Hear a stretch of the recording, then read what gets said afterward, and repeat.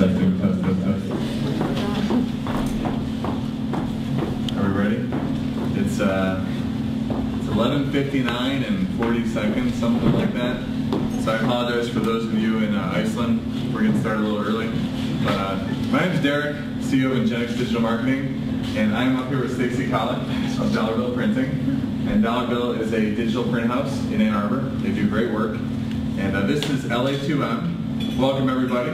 Thank you for those that braved the torrential rains. Let's give everybody applause. Thank you. Yeah, fun mornings, my goodness. All right, so I have to ask, because I see some new faces out there. Any first-timers? First-timers. All right, welcome, folks. Welcome. How'd you hear about LA2M? How'd you hear about it? I heard about it through some acquaintances at Sandler. At Sandler? Okay, how about you guys back there? How'd you hear about it? I learned about it through people through Ann Arbor Young Professionals. Okay.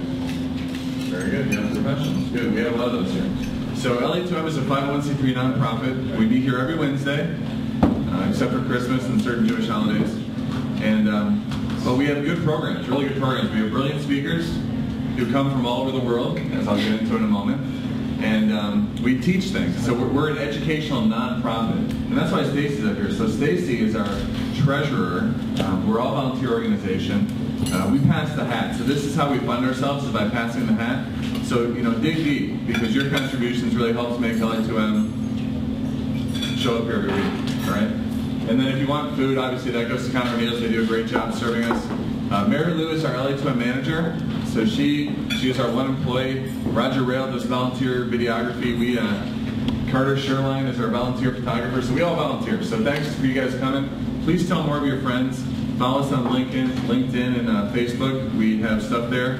We live tweet this event. So actually Lauren Schneider and Elena are live tweeting from Ingenix. So again, they volunteer their time. So everyone kind of works together to make LA2M happen. So thank you. We also have sponsors. We have brilliant sponsors.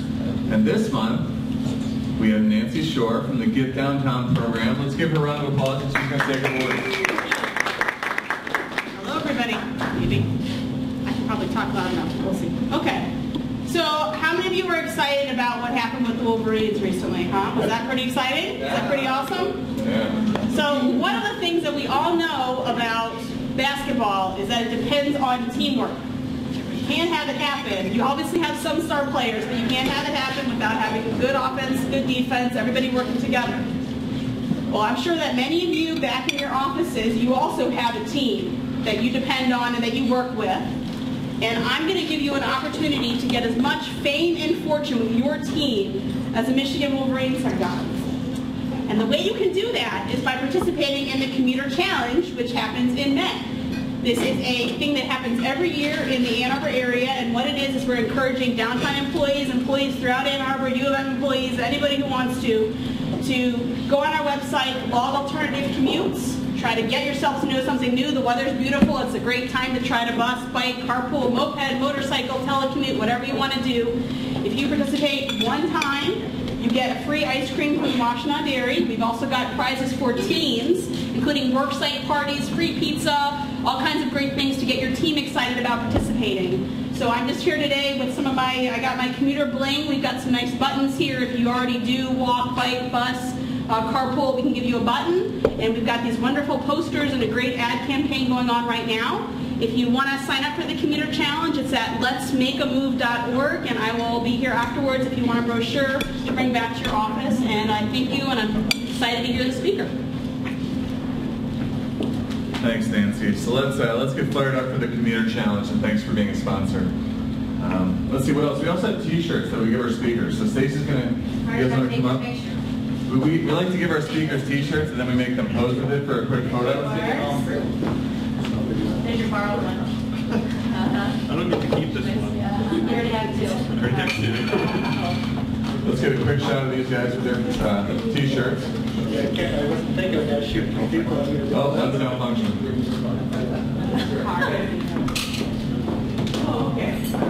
Everybody smile. Of course. That's just gonna go. Boy, Carter. I'll do it. This guy. All right, we'll get it later. All right, so anyways, today's speakers, just to give you an idea of format, these guys are going to talk for approximately 30 minutes. We'll have some time for Q&A. So when we do Q&A, I'll walk around with the microphone. You can ask your questions, and they'll answer them. And then at 12:45, we do introductions. So at 12:45, you will get to say who you are and what you do. And if you have something you want to ask for, you can ask for it at that time. And then at 1 o'clock, we're done. Just to give you an idea of format. So without further ado, we have some talented people up here. We have Declan O'Neill, who is a very talented web guy, biz dev guy, account guy. He's that's why he's so good looking, because he manages accounts. Sorry. And he came all the way from Ireland. In the middle, we have Ross Johnson, CEO of 37 Designs, and Ross, obviously a very talented web designer. And How far did he come? He came from Sweden or Canada, I couldn't remember. He came from far away, and he's got this leg hair that goes with the design, so he's very good. And last but not least, Lyndsay Dusek, who again, very talented web designer, does great WordPress sites, and she came all the way from South Korea. So these speakers have traveled far and wide, and they're going to enlighten you on meeting client expectations, how to delight clients, and really how to build relationships, which I think we all need some help with. So let's give them a big round of applause. Is this working? Yes. Can you hear me? All right. Hello, everybody. So we're going to talk about client expectations. So we're with a company called 3.7 Designs, and it's primarily a design and web development company. So most of the work we do is web design and web development. We do some branding, logo, identity work, and that sort of thing as well. And most people come to us when they're looking for, they know that their website's really important. Maybe they've done it a couple times before where they had a website built and they felt like maybe it just didn't live up to their expectations and they want it done right. And this talk is really important to us. We spend a lot of time kind of talking, going over ideas, because when you're in client services, the relationships that you have with the people that you work with are really important, and they ultimately dictate how happy you are, how happy your business is, and how happy your clients are. So it's really important to love your clients and love what you do, and that only happens when you really have these great relationships. And it's a lot harder than it sounds. I first started the company, I think, in 2005-ish. I thought I would just build really nice looking websites and then everything else would kind of fall into place. But there's a lot more to it than that. And that's what we're going to be learning about today. We're going to be talking about how to keep your clients happy, how to keep yourself happy, because that's really important. And then kind of the overall kind of underwriting theme of those two things is managing expectations. Because if you've been in client services for a while, you've probably all had those sleepless nights where you're thinking about the project, thinking about maybe you should have done something differently, worried that something's going wrong or somebody's upset. And I really kind of see the problem for a lot of people, especially me, is kind of this concept that was originally introduced in the book, The E-Myth Mastery. Has anybody read this by Michael Gerber? Show of hands. Nobody? One person. Oh my God. Okay, so it's a really great book, and he talks about how a lot of people get into a profession or start a company because they're what they call the technician. You're a technician. There's something you really enjoy doing, you're really good at it, and that's why you start the business. But in reality, a business also has these other facets where you also have to be the entrepreneur who's trying to advance the business, and also the manager who keeps things running. And that certainly was the case for me, where I really liked the design portion of it, and kind of more of the client relations was a lot harder. So what we're going to tell you is how to prevent everybody from being like an angry bird where we're all upset and things are collapsing and running into each other. And we're going to do that by breaking it down into 3 parts. The first part, Declan O'Neill is going to talk about how client relations is like dating. I'm going to talk about how your plan isn't going to go as planned. And then Lyndsay's going to talk about friend or client, I can't tell. But I'll kick it over to Declan to start. Okay, again, my name is Declan O'Neill, and I've been working with Ross now for, I told Ross before we started this that using a microphone makes me want to puke, and then he wouldn't make me use the microphone, and then he had me the microphone, so it's cool. No, it's cool, I'll get you back, don't worry. We trust you. Where was I? Yes, I feel that the client relationship client service is a bit like dating, because whenever you walk into a bar, you don't look across a crowded bar and you think, wow, that girl's got amazing personality, or that guy's got amazing personality. It's like you need to first decide whether you're attracted to them or not, and find out a bit more about them, and then see if the relationship blossoms. That's the same with picking a web design agency. You've got to do a little bit of research, chat to them, and then figure out if that's someone who you want to work with. And then obviously, as you're working together, you build that relationship that's going to last into the future. Again, this is not how I see myself in any way, shape, or form, but Ross thinks that because I make Ross's life a lot easier, because I do all the sales and the business development, so that he can focus on design and development, which is basically my role. It's like I deal with the clients, so that Ross doesn't have to. I have a background. I think that I consider that I have a lot of experience dealing with customers and doing customer service. I have been a professional bungee jumper, which for 15 years, where if anybody here is bungee jump or skydive, the scariest thing you're ever going to do in your life is when you get to the top and you're looking down and you have to jump. And I was a jump master signing up with them, and I had to talk them into being able to exit the cage.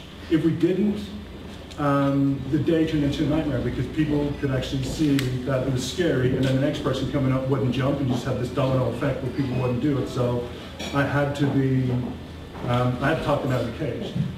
I worked in customer service for a Ryanair, which is an Irish airline. I worked in baggage tracing, so a lot of the people that I was dealing with were irate. They were mental. They'd come back off a flight, they lost a bag, and I was the first person that they saw, so I needed to be able to handle those. I worked with Aircom, which is another Irish telecommunication company. I worked with a lot of business clients, so I have experience dealing with business to business. And then obviously in America, for the last 8 years, I've been working for web agencies, so I've been dealing with everybody from Nokia all the way down to someone who doesn't want to pay for a website. So it's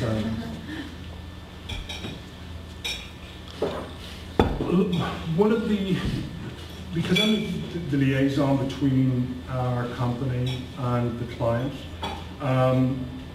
It's my job to actually build that relationship between us and the client initially. Part of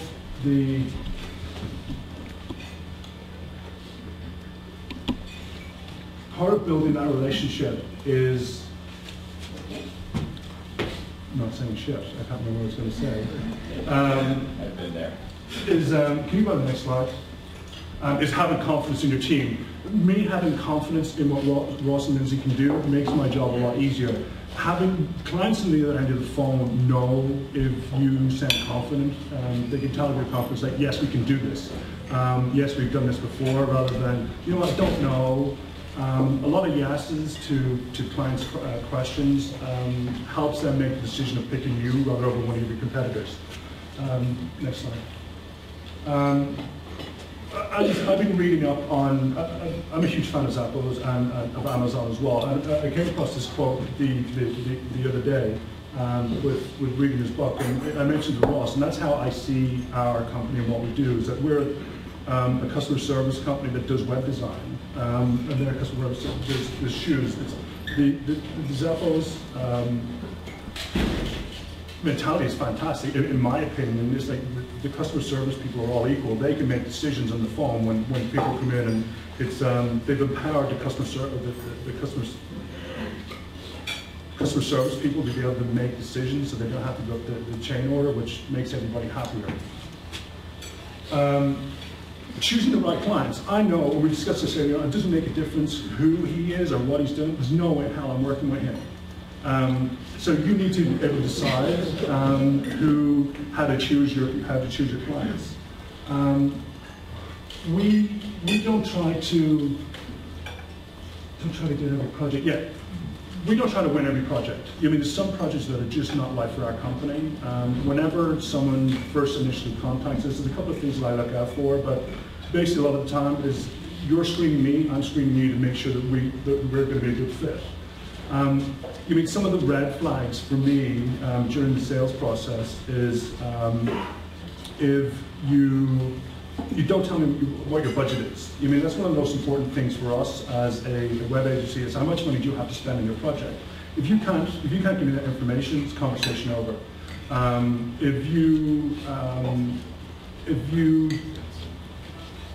The tone of actually you went to the next one. The tone of voice. I'm actually listening to your tone of voice just to make sure that if you're confident, if you're angry, if you're being sarcastic and stuff like that. It's kind of one of those things you just sort of you pick up on. If people here are dealing with clients all the time, you can sort of tell these different things. You need to be open and honest. Again, going back to how much money you have to spend. If there's a membership area on your website, can I have your username and password to log into there? Can I have your hosting account information? Like, if you don't hand the information over, it's kind of hard for me to help you. So, again, we only sell projects that are that we can build. If we can't build it, we don't sell it. So, when speaking to a client, if they're telling me it's like I need A, B, and C, and if I know that can be either built in WordPress or some other application that we work with, well then I'll keep on communicating. Otherwise, I'll stop it and go, listen, we're not the right fit. And hopefully in that situation, we know someone else that might be the right fit and we refer them. And a beer test is important as well. When dealing with clients and during the project phase, is like, I know, is this someone that I'd like to have a beer with? That's how I know they're a good client. And if it's a yes, well that's a good thing. If it's a no, well then, you know what? They're probably not a good fit for our company. Sense of humor. We have a couple of little things on our request a quote form. When asking to contact us, there's an option in there for phone, email, telepathy, and smoke signals. If clients actually pick telepathy or smoke signals, that to me is a good sign that they have a sense of humor, and it probably I like that. It's a good signal.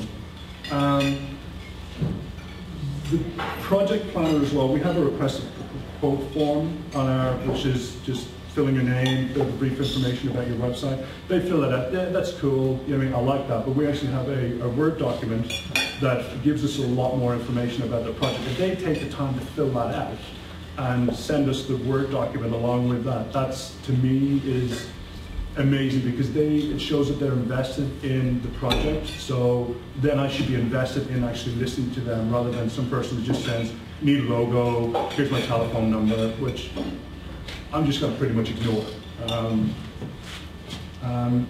The timelines and budgets, etc. We're going back to it again. I have a couple of rules. If you don't tell me what your budget is, it's conversation over. If you don't tell me what your timeline is, that's something you may not know, but in the first 5 minutes of a call, I like to find out, a bit about your project, just a brief overview of the project so I know if it's the right fit for us, what the project is and what your timeline. After 5 minutes, if they can't answer those questions, I haven't wasted my time, it's gone, but if they can't answer those questions, then we can move on and spend an hour or 2 hours on the phone because I know they're going to be a good right fit for us. Managing expectations even before the sale. This is where we explain the process so that the client understands exactly how we work. So it's whenever we're going through the planning, we're doing the design phase, and doing the development, and looking for content, so they know how we work, so that they understand how we work. Make your client smarter. I like to, we were discussing this earlier on, even during the sales process, if we've got past the 5 minute mark, and I think this client is someone that we could work with, I like to at least make sure that the client leaves the phone call or meeting being smarter about what they need to fix the project. Even if they don't work with us, they might come back at some time again in the future, and it's sort of like complicated goes around. Same with working on the projects, that we try to explain the project so that they understand exactly what we're doing and making it a lot smarter, so they empowering them to sort of to be able to understand what it takes to build a website, because it's, you know, it's hard work. A lot of times clients need to have their hands held because they're hiring us because they can't do the job. So many times and Ross talked about this a lot later on, where they might run into issues getting content and stuff like that. It's like, well, we just need to step in, take ownership of the project, and delegate tasks to them that they need to do. Identify, this is really important, because the client is hiring us because we're experts in this, at building websites. So instead of the client dictating how the design should look, or this is how you fix it, I like to explain to them, it's like, well, you just tell me there's a problem and let Ross fix it, because that's what he does, or let Lyndsay fix it, and you don't worry about it. And they're like that because they don't have to think about how they're going to solve the problem, because that's what you're paying us a lot of money for. With good news and bad news, I feel it's always important to pick up the phone. I think, to me, time is valuable, so having to write an email or other stuff takes up a lot of time. I like to pick up the phone and give the client good news or bad news, and each person's different. For me, it's picking up the phone, because it takes a lot of time. Many communication, this is also really, really important, that we have a lot of clients, because we use Basecamp as a project management tool, and we have some clients that are tech savvy and some that are not tech savvy. And I like to mimic how a client is communicating with me. So someone sends me an email, I email back to them. They phone me, I phone them back. And the most important part of this is actually Basecamp, because a lot of people don't actually like going in there because it's a foreign tool. Even though it looks a bit like email and it actually looks like email, it's not email. It's an initial step. And a lot of our clients actually, at the start of a project, they'll step to one side and they'll be sending emails to me rather than using Basecamp. And I sort of recognize what's going on, and then I communicate by email, and then just put the important stuff up into Basecamp so that the rest of the team actually see that. And don't make a big deal of it. And I think that works a lot of time because they're not under pressure. So you did well. For me, knowing that I've done a great job is, does a client refer us for new business to their friends? Does a client hire you for additional business? Have we kept our reputation intact? Have we done a good role? Does the client still like us? Are they going to talk crap about us and to other people? That's important to me, that our reputation, it's probably one of the most important things, that we still have a great reputation with the client after the project's over. And have we made the web a better place? Is the project much better, or the website much better than what they started off with? And that's what's important to me. So even after you've sold the project, there's still kind of the next step of actually doing the project, and that's a big portion of what I do day to day, kind of as a designer developer at 3.7. And what I've kind of learned, especially when it comes to web design, web development, and I guess probably a lot of creative and client services, is that you can plan really, really well. You can think of every single detail, and it's not always going to go according to your plan. There's always going to be something that just kind of doesn't go as you expected. And how you handle that really could be either that unexpected thing, the thing that didn't go as you expected, could be a non-issue, or it could potentially ruin the relationship. And just some examples, of things that we've run into in the past. I guess kind of the classic thing, if you talk to any web designers, is either late content or late feedback. You're kind of planning that the content is going to be delivered at a certain time, and that doesn't happen. Or you ask for feedback on a design concept or a development site, and you expect it to take 2 days, but it takes the client, for whatever reason, 5 days or more. that certainly can be something unexpected that changes your plan of when you expect things to happen. Unexpected technical issues. This is more so kind of on the software side, but in our case, we do a lot of work with WordPress, and maybe we've used a particular plugin before, we've used another particular plugin before, but sometimes we install them together, which we've never done before, and they don't work so well, and you have to figure out what's the replacement for that one or the other plugin. There will be unexpected technical issues when you're doing technical work. Sometimes details are overlooked, potentially on either side. There's something really important that didn't get mentioned, and now you have to figure out how to address that. Sometimes the scope of a project increases. All of a sudden there's this other really important thing that needs to be worked into the project that you didn't discuss, or maybe one party thought it was included, another party didn't. How do you handle that? Sometimes deadline changes. There's a conference that all of a sudden the client's going to go to and they want the site up by that point. Or maybe the deadline's extended because of a scope increase. Sometimes you get overcommitted. You thought that these pieces of work weren't going to be that difficult, they turn out to be more difficult. And then there's always injury, illness, and death. Hopefully not you dying, but there's things that come up in daily life, whether you're doing the work yourself or you have a team. Recently I broke my wrist, which prevented me from really doing much sort of work for a couple months. And that's the sort of thing where I can really throw a wrench in the work that you're doing. And it could potentially ruin a relationship, or if you handle it right, maybe it's not so bad. So in my experience, kind of like handling these situations that come up, really there's kind of three things that you can do. The first thing is just to be proactive, and I'll talk about that. Then communicating kind of throughout as the project's going on, as unexpected things come up. And then just in general, being fair throughout the whole process. And really kind of thinking about what's fair, what's right for the client. And I'll talk a little bit more about that. But I think the best thing you can do, especially to start, is just being proactive about a lot of things. You know so much more about what you do than the people who are hiring you to do it. So the more that you can kind of educate them and try and avoid the common pitfalls, the further along you're going to be. Some examples of how you might be proactive is explaining things in more detail. For example, your pricing.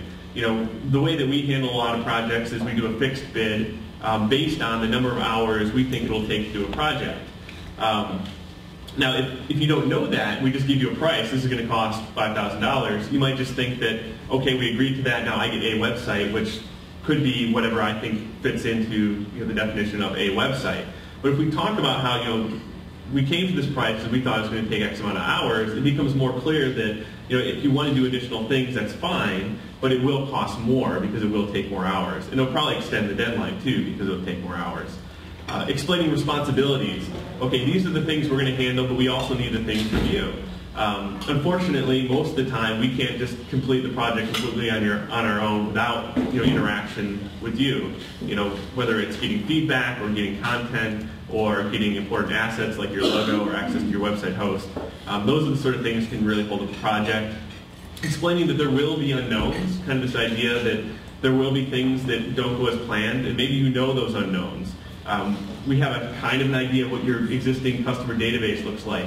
We don't exactly know what it's going to take to get that information onto our site. So that could be a place that there's some issues that come up. Explain that there might be bugs. Multi-billion-dollar companies like Microsoft and Apple ship software with bugs. Websites are like software. They're not like a brochure. And sometimes there are bugs, and we do our best to catch them, but there could be that really weird combination of things on an old computer where something comes up, and just that's okay, we'll fix it, just let us know. But that's the sort of thing that might happen. And then also explaining turnaround times. What's a reasonable turnaround time for requests and that sort of thing. We're a company that schedules out most of our days, so we can't always just drop whatever we're doing in order to get something done. I mean, if it's an emergency, sure, we can do that sort of thing, but sometimes it might take a little longer. And then I always like to kind of use this analogy to kind of set expectations. There's a saying that you can have it good, you can have it fast, you can have it cheap, but you can only pick two. And I think that kind of does a good job setting the stage for what things might take. And anytime you can address common sticking points early is going to be really beneficial. I mentioned, I think, a couple times late content. That's the issue we run into the most, why projects get delayed. So day one, we say you should start writing content today. And we'll send follow-up emails that says, how's the content going? Do you want us to hire a copywriter? Do you need help? Can we see something? There's something to try and keep people, from falling to that stage where, we get the design done, the site's built out, we ask for content, and they haven't started. And it's still, even when we do that, sometimes it's still late. But trying to do what you can. If you look back at your last 5 projects and notice the same 5 things are happening, see and think about what you can do to try and prevent that. In your scheduling, build in flexibility. Whether you call it Murphy's Law or whatever, something is going to happen. Like breaking my wrist, or you get sick, or some other client's website goes down and it takes you 2 to 3 hours to get that back up, and you can't work on that 3 hours that you expected. Build in time for that to happen, because ultimately, if you're early delivering your project, you're going to seem like a superhero. Like, it's going to seem awesome because you got things done early, which people don't expect. But if you're late, regardless of what happened, then you're the devil. You're terrible. You didn't deliver on what you promised. So being proactive really goes a long way. And I'd say that kind of really starts like right when you start the project. Doing whatever you can that day one to set expectations about how things are going to go, where there might be issues, and that it's okay if there's issues because we'll solve it, but just know that something might come up. Then the next stage is kind of throughout the entire project. It's really important to communicate. I think the most important thing is being honest. If something does go wrong, be honest about why it went wrong and how it happened. It's okay to be transparent.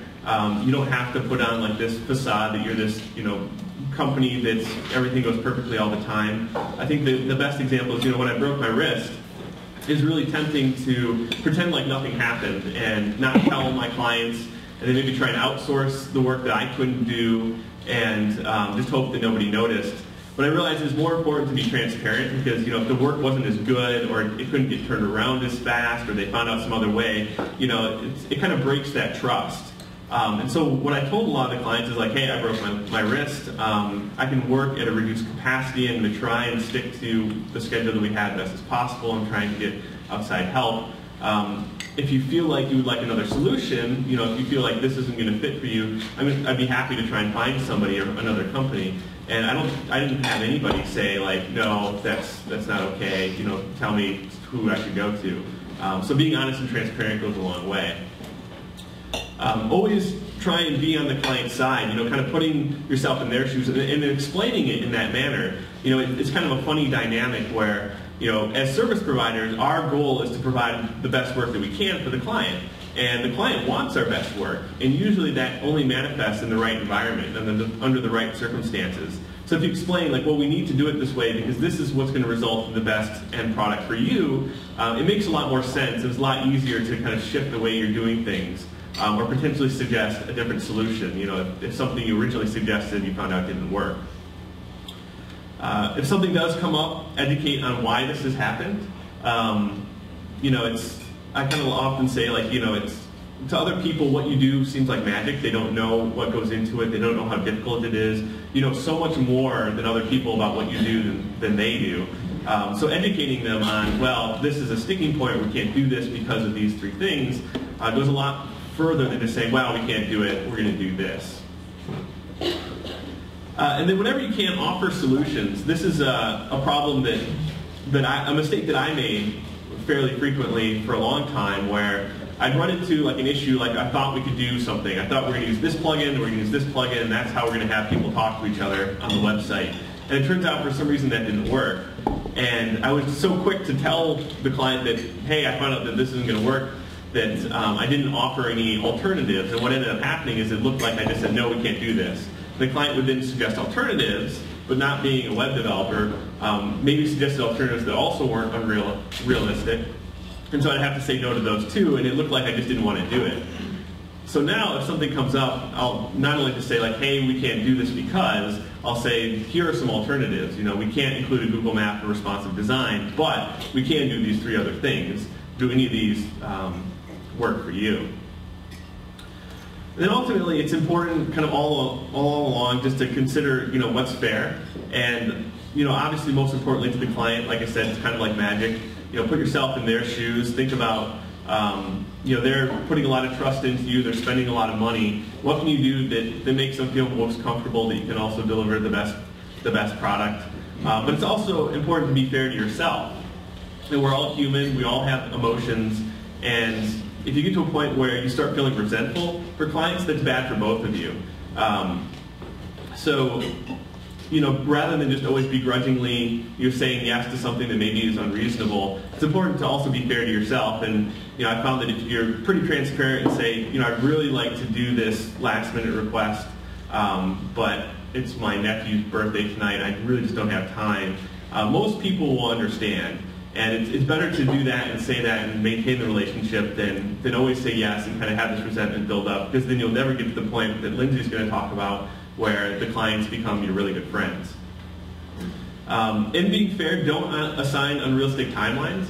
I mean this more towards clients. If there's something, you're working with somebody, you need something from them at a certain time, it's important to give them a realistic timeline to get that back to you.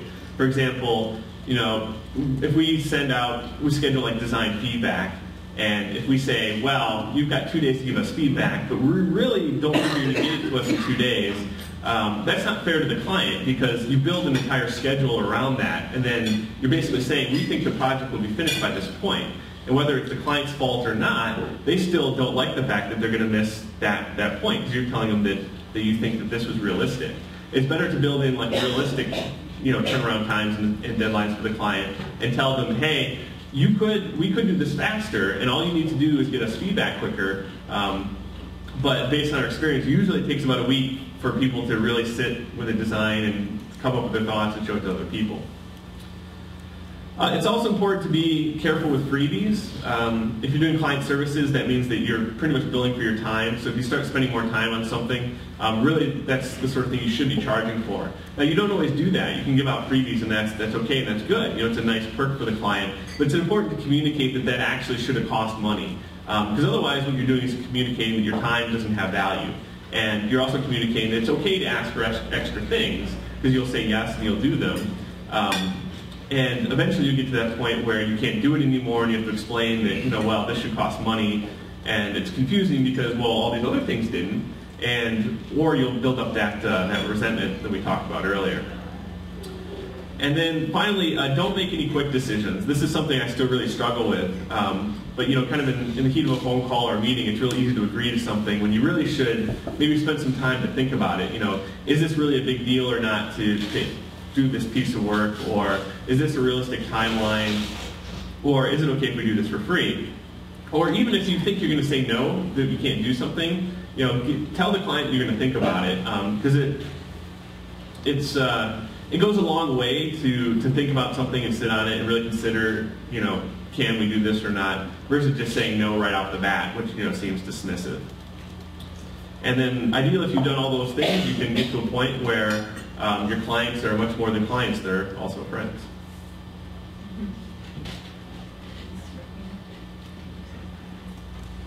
I think it's working. Push to the top. Oh wait, now it's working. Yeah. Okay.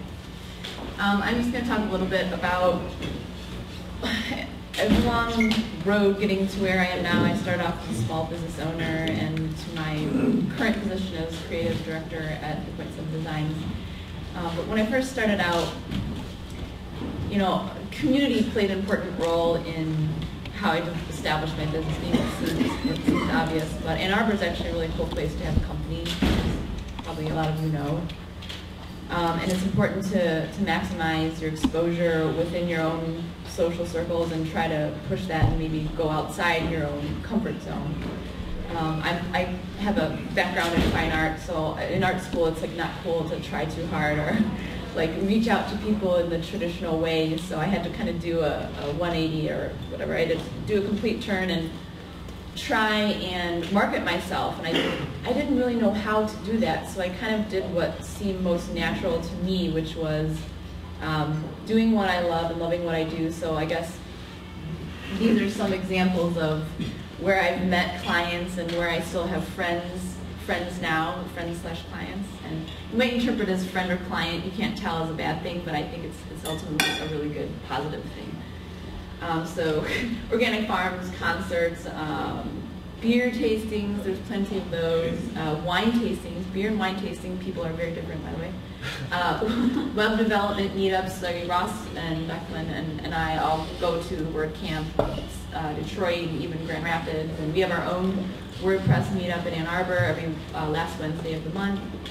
Bicycling, so doing activities, running, horseback riding. I mean, not to say that you have to go like get a million new hobbies, but do the things that you, participate in the things that you already like doing, and maybe you already have a hobby and there's a group for it, so go to it, and you might meet a new business contact there.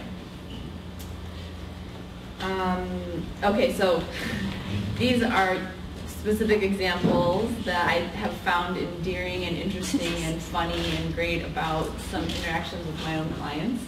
So you know they're more than a client when they endorse you in person. This has actually happened here at LA2M.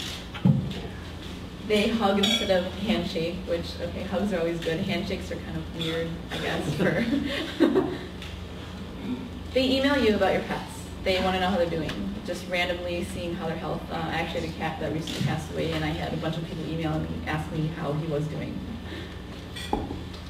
They clear negative polarity fields around your aura. I have a client that does this as a living, and she offered to do this for me, and maybe it's helped me more than I knew because I've done well since then. They buy you gifts related to your personal hobbies. This is kind of cool and actually really rewarding because you get gifts. And they offer you their services for free even when they paid you for yours, which is also nice because that's very unexpected. You would think that it's a two-way street, but really, maybe it's not always. They drive checks over to your house on Sunday before dinner with their parents. This has actually happened. Okay, running out of time. They like and comment on your Facebook statuses more often than your family does. They invite you to their birthday parties, and then their friends invite you to their birthday parties. So you get invited indirectly to the client's birthday because you're an established friend of theirs. They commission you to design something, and you're looking at it, and then they all of a sudden ask you if you like it. And clearly you do because you made it. Okay, so how do you get friends? And this is a term coined by Ross Johnson about 20 minutes ago, and it's new to me. Friends and clients. Friends and clients together. We have no part of that. Yeah, we are not responsible for his sense of humor. But be selfish. It sounds bad, but sometimes being selfish is good because you work with people that you like, you then produce better work for them, everyone loves it, and you get more clients, you do more business, everyone's happy. And doing creative work is hard. You can't just, it's not like buying a piece of software. I mean, you have to create something that comes from your own brain and give it to somebody that's going to represent their organization. I mean, it's kind of a big deal. Do awesome work, easier said than done, but it helps, and it brings you more clients in the end. Empower your organization by doing awesome work. I think that speaks for itself. Oh, the example would be, I recently trained someone to help use their WordPress site better. Not because I couldn't do that and I didn't want to do it myself, but I think doing small things, like I don't want to spend 20 hours changing things from bold to italics, so I get to do the things that I like doing, which is the development, the creative work, and then they can then do small changes and they feel like they have a better understanding of their website.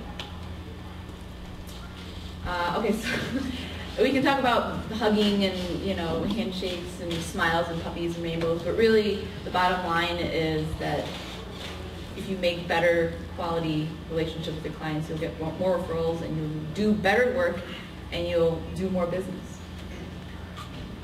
Okay, listen, ask questions, remember. This seems like marketing stuff, but if you like somebody and you genuinely care about them, you will remember things about them, you can make jokes with them, you just have like a more enriched relationship with them.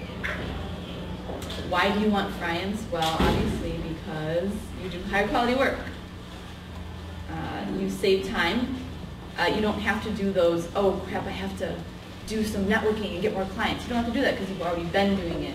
You have people emailing you. I mean, I personally never run AdWords or AdSense for my company. Maybe that's not the most efficient way to go about business, but I've never really had to because I've gotten referrals and they like my work, and then I continue to do the kind of work I want to do with the kind of people that I like.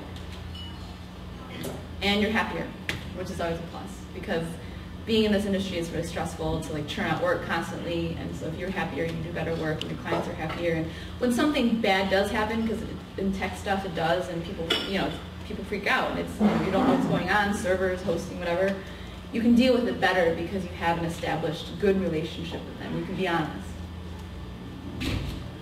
And you can then eventually focus on not working because your business is doing well, and you can go off and not have to work as many hours as you may now. You don't have to work as hard. Yeah, any questions?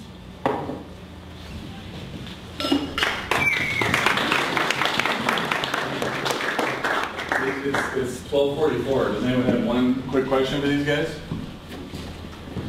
Really timed up nice. I have one.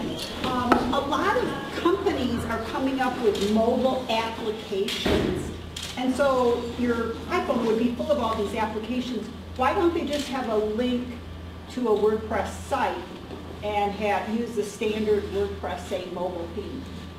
That's a good question. So I think mobile apps are like the cool thing to have these days. It's like a buzzword. Like, it used to be that being on the Twitters or the Facebooks was like the cool thing, and now it's having a mobile app. I think most of the time people will get a mobile app done when they don't really need to. I think a website would be a better fit. I think Tom Crawford, who's here, would be a good person to ask. Would this be better as a mobile app or a website? He's a good app developer. Okay, thanks. All right, one more quick one. I just wondered what they did in their free time when they have all this extra stuff with the Hellman's mayonnaise. Full-time father, full-time butterfly worker. I spend a lot of time wiping that stuff up off the floor with my 2 4-year-old boys. I like to cook. I have no idea. Yeah, I put that in there. I thought it would be funny. And it worked. Alrighty, well, let's give them a round of applause. Nice job. So now we can do introductions, and you will have time to come talk to the speakers afterwards. So we're going to go around the room, and if you please stand up, give us your name, rank and serial number, and then pass it to your neighbor, and we'll go all the way around the room, and we'll start up front with you.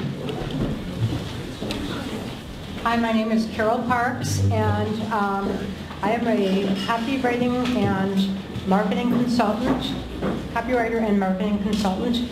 And people usually come to me when they realize, or they have this kind of nagging feeling that their advertising could be doing more, but they're not really sure how or why.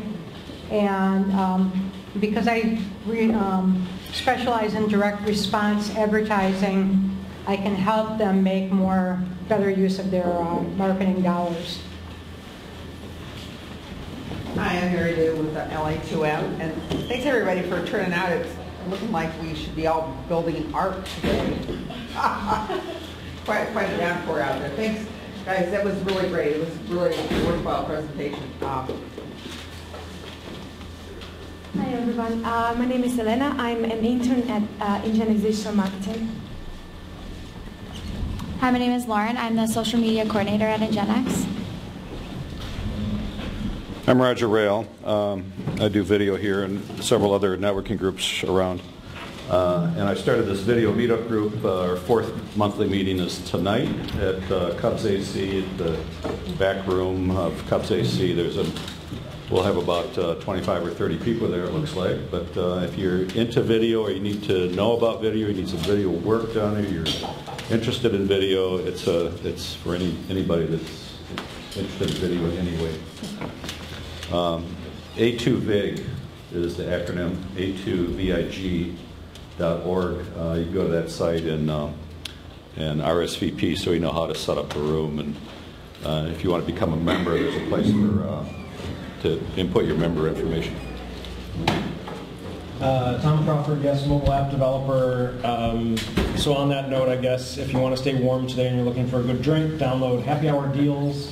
If you have an iOS device, iPhone, iPad, and iPod Touch, and you'll find something to stay warm and out of the rain. Hello, I'm Ashley Prashani. I'm an account manager at Ingeniex Digital Marketing. We kind of specialize in helping people do better things digitally. So if you need to, holler. Hello, I'm Kevin Packard with Foresight Group, Print Solutions that deliver. I'd like to throw out a quick offer. Our company is hosting a lunch and learn next week. It is in our Lansing location, but it is free, and it will focus on variable content, personalized URLs, those types of things, and how they can be used in campaigns.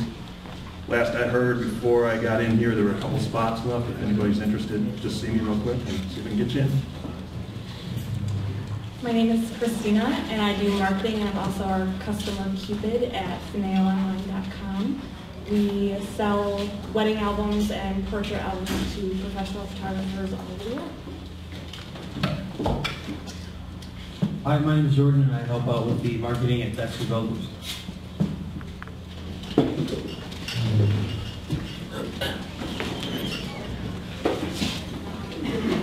My name is Sue Robinson, and I'm here just to check out the people today. I've been receiving the emails for about the last 2 years, and I decided to make it today. Hi, I'm Stacy with Dollar Bill, your local digital print shop. We love to help you get things done fast, effective, and I don't know. I lost my train of thought. Hi, I'm Bob Ferran. I own Bob Ferran Photography. I do commercial and advertising work. Hi, I'm Dr. Thomas Blackwell, principal owner of Impel International. That's a training and development company. I'm Bill Kirschbaum from Intex Writing and Intex Writing. I am a technical writer and a web content writer. My clients are small companies that want to make sure their customers get the best possible value and the best experience possible with their products and with their company too. My name is Nick Rowe. I'm with Blind Pete. Essentially, I am an expert at helping you increase your business through anything from the phone book to Google to direct mail. If you need more clients, I can figure it out. I'm Bill Lockwood. We have a customer service company, did I do good? That provides really high bandwidth to everybody, and we love it. All you developers get those mobile apps going because we want that bandwidth used up. Hi, I'm Kathy Griswold. I'm here today representing Kiwanis, and I actually have a need for a paid consultant who's familiar with Google Groups and how to update the directory using a Google Doc product. Hi, my name is Nancy Shore. I'm the director of the Get Downtown program. We provide commuting information and services for businesses in downtown Ann Arbor. So no matter how you want to get downtown, we can help. And of course, Commuter Challenge 2013 happening in May. Got more information if you'd like it. Hi, I'm Craig Sherlin from Print Studios, and I'm a commercial editorial and portrait photographer. And the images I shoot today are on the group's Facebook page. Thanks, Carter. So my name's Derek from Ingenix Digital Marketing, and we finished a couple minutes early. Probably got more again. Did you guys? Is there anything you want to say? Would anybody like to say anything? Declan likes the microphone. You guys want to say anything? No, I'm good. Roger, did you have a... Yeah, I had. Yeah. I just want to say, best slide deck ever. Thank you. Yeah, great presentation. I mean, who got some good information out of there? I mean, there was like tons of, let's give a round of applause. This is a wonderful presentation.